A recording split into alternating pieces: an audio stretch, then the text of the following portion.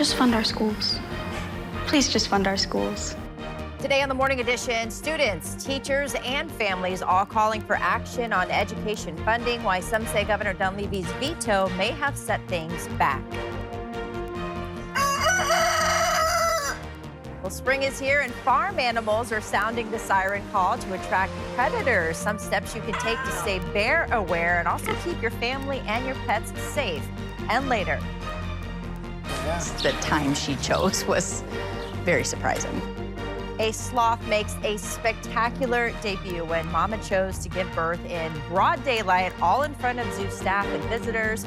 We'll meet the sweet, slow-moving arrival that's melting hearts as the Morning Edition starts now. Good morning, everyone. Happy Friday. It is the end of the week. Coming off some nice sunshine yesterday. That was a nice little treat. Yeah, we did see inland areas of South Central with some of that sunshine breaks. And of course, we're still holding on to some of the lingering showers. Now, Anchorage yesterday largely managed to stay on the dry side, but we did see inland locations with some of that isolated to scattered activity. And today, a lot less of that rainfall is occurring across South Central, but we'll keep with some of that lingering showers throughout the remainder of your Friday. Still breezy, 38 degrees with winds out of the south-southeast at 20 miles per hour. Winds today will max out at about 25 miles per hour across South Central.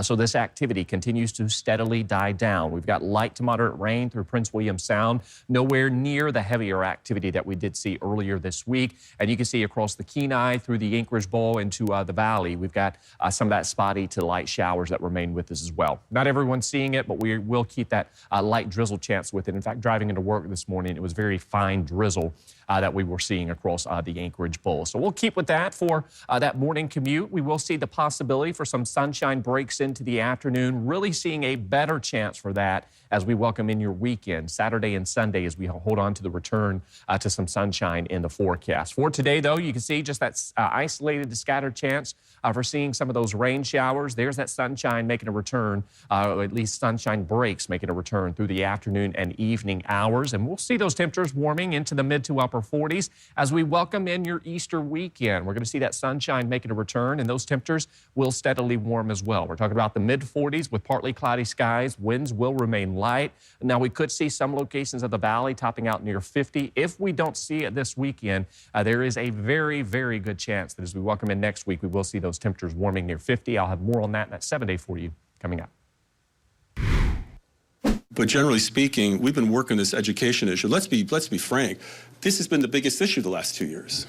This is the second year in a row that he's vetoed what would be historic reversal of the flat funding trend that we've seen over the last decade. In this morning's top story, we are covering education. Governor Mike Dunleavy followed through on his promise to veto a recently passed school funding bill that included a $1,000 increase to the base student allocation. Now, the BSA is the per student amount school districts use to plan their budgets. Lawmakers on both sides have been fighting over how much that amount should increase, and the debate isn't over yet. With the end of the legislative session fast approaching, there's pressure to find a new path forward. We still have 34 days left in the session. We still have plenty of time to get a bill passed. We know what the policies are. We know how to get to the end game here. Well, there's no way we're going to try to send a bill back to the governor's office with no policy. That's just pointless wrangling over something that needs to be done. So, yeah, I do see the House and the Senate working together on the policy and a BSA that we can concur on and get it back to the governor as quickly as possible. Everybody agrees that we need some level of BSA increase, something that is affordable, sustainable, but it's also going to provide at least most of what the school districts need to make things work, right?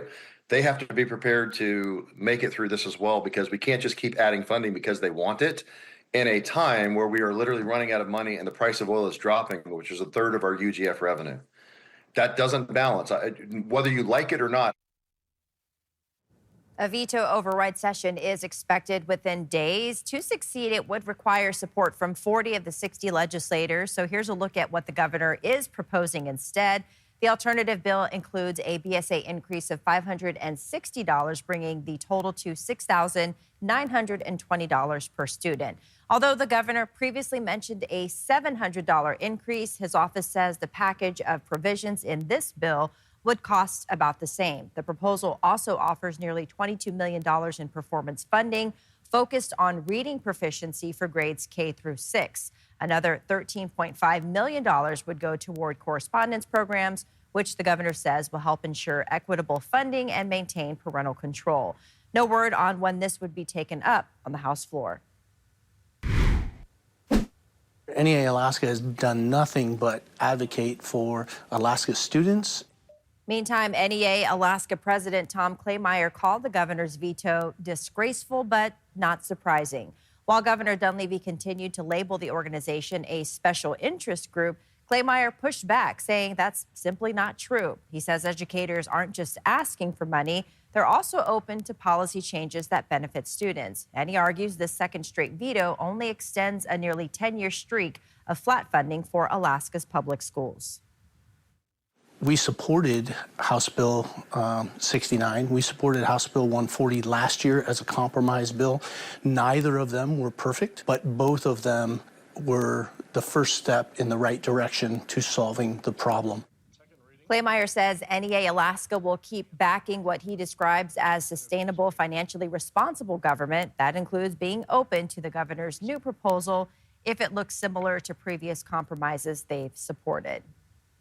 Covering the interior, the veto of House Bill 69 is hitting hard in Fairbanks. That's where school leaders warn that without more state funding, deeper cuts could be next. Alex Bengal has their reaction and what they hope comes next. Veto disappointment from the Fairbanks School Board as members say the district needs at least $680 per student in additional state funding to avoid further cuts in an already tough year. Coping with a $16 million deficit, the Fairbanks School District has already voted to close 3 elementary schools next year, outsource its custodial staff, and eliminate around 150 jobs from next year's budget, including 53 teachers. Board member Morgan Dulian saying she's not surprised by the governor's decision, but that public schools are grossly underfunded in Alaska. We cannot expect to have increased outcomes if we say that we aren't going to fund them.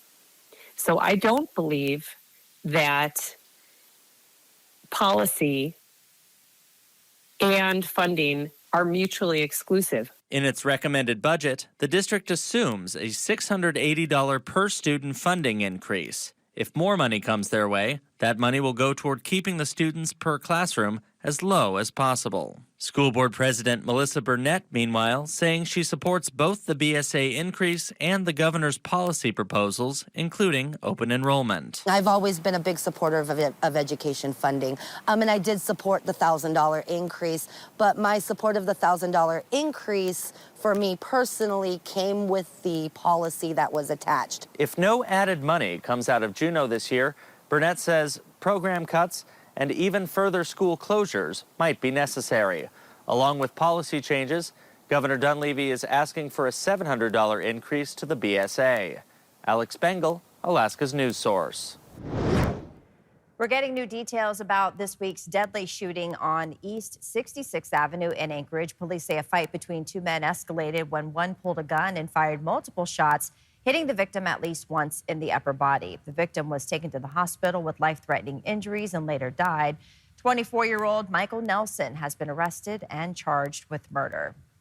According to the CDC, nearly 1 in 3 women in the U.S. experience sexual violence in their lifetime, and in Alaska, the rates are even higher. Data shows the state has one of the highest rates of sexual assault in the country.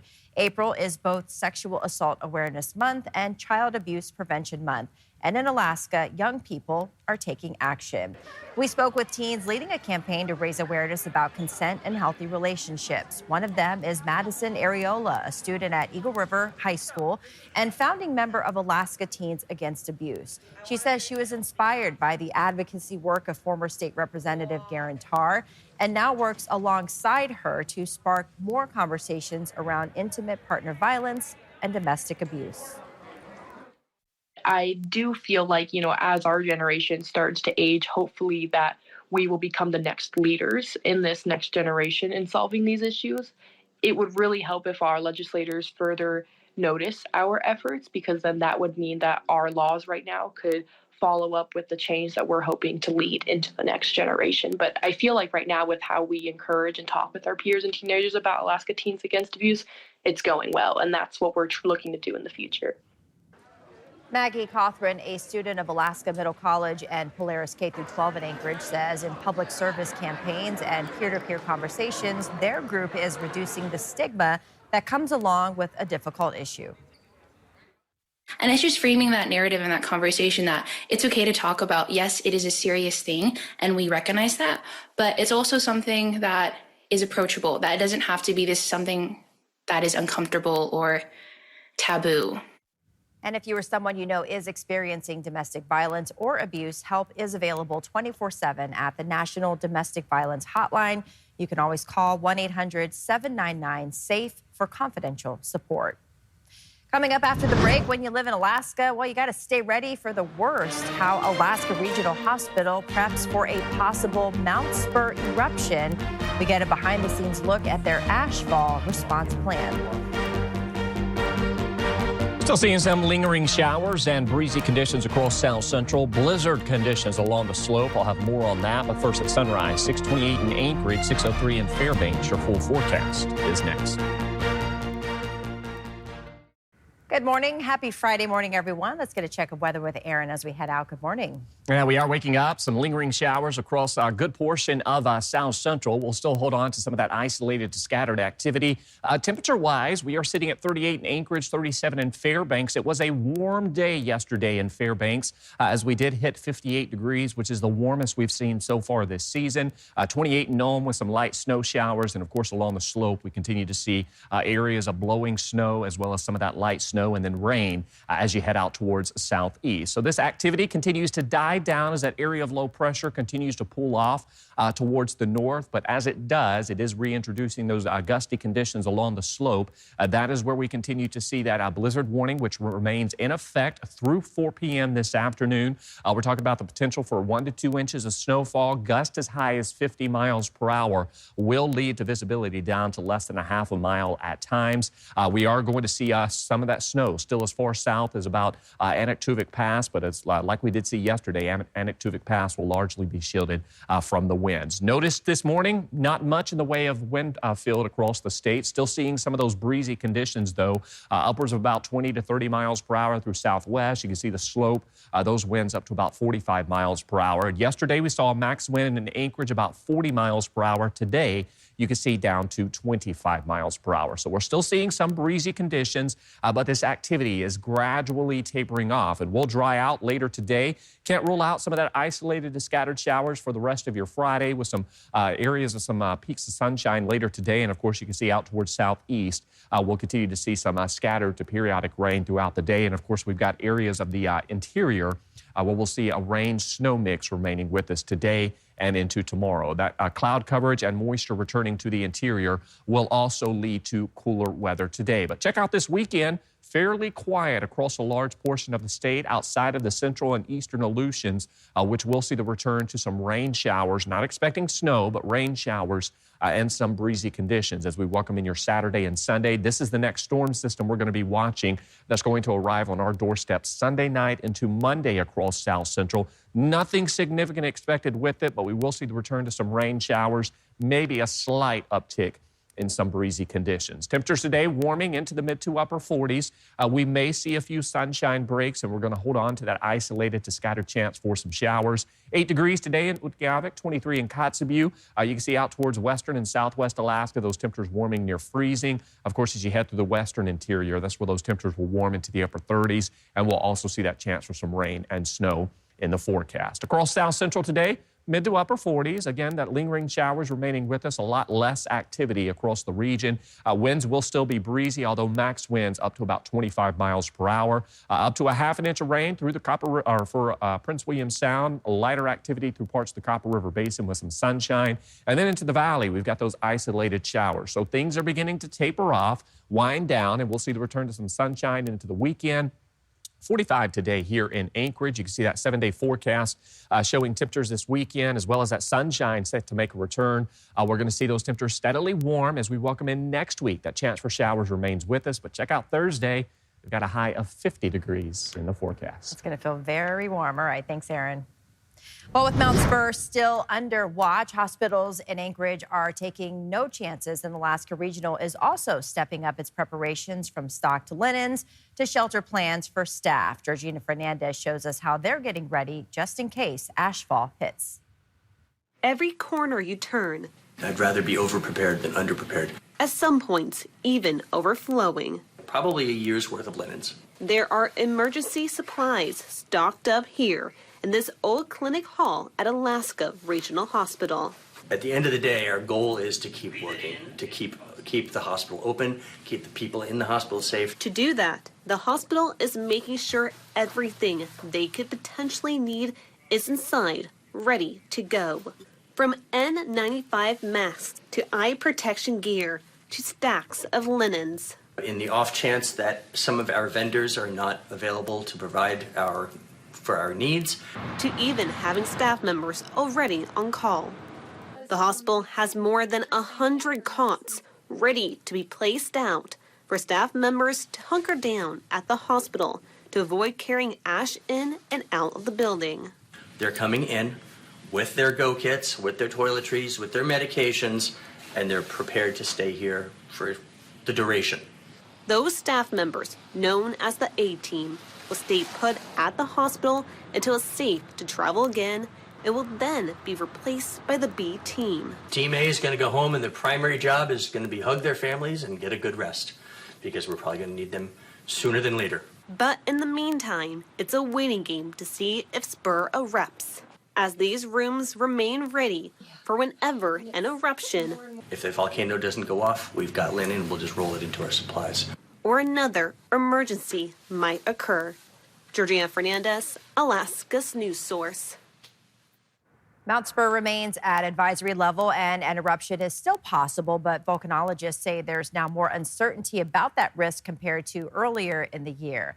The Alaska Volcano Observatory reports shallow earthquakes have decreased and ground deformation has slowed in recent weeks. However, stormy weather has prevented aerial gas monitoring, leaving a key data point missing.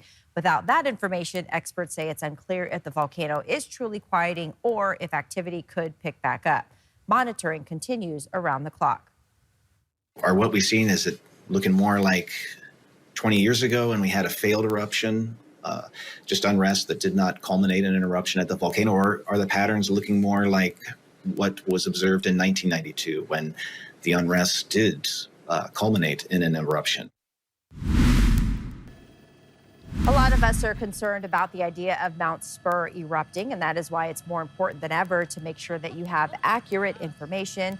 The State Division of Emergency Management says it is seeing some things on social media that just simply aren't true. They refer to things as people panicking and evacuating and that flights have been canceled, and that's just not true. We haven't seen any impacts to travel, tourism, or recreation here in Alaska because Mount Spur hasn't erupted. The division is encouraging people to go to official sources for information like the Alaska Volcano Observatory. And speaking of Spur, meteorologist Jackie Purcell has some viewer photos to share in Picture Alaska. Hey everyone, it is Jackie Purcell here at our digital desk, and I'm going to be talking about Picture Alaska this week. So it's kind of the lighter side of all this volcanic possible eruption from Mount Spur. So a lot of pictures have come in from humans who love their dogs and taking pictures of their dogs. And we can give you an example of one of those, a doggy canine crew. And yes, we have this on our Facebook page and on our streaming platform, so you can always check it out. But thank you to Sam Dare, and we'll love all of those canines there. We'll just share one more if we can. And the toad looks a little doubtful, so Reva, maybe you want to work on some of the canines' doggles as you would. But you can check out Picture Alaska this week with me, Jackie Purcell. Thanks for listening to our podcast. Click subscribe so you can get the latest podcasts from Alaska's news source automatically and stay up to date with breaking news and in-depth reporting available for free 24/7 with the Alaska's news source app.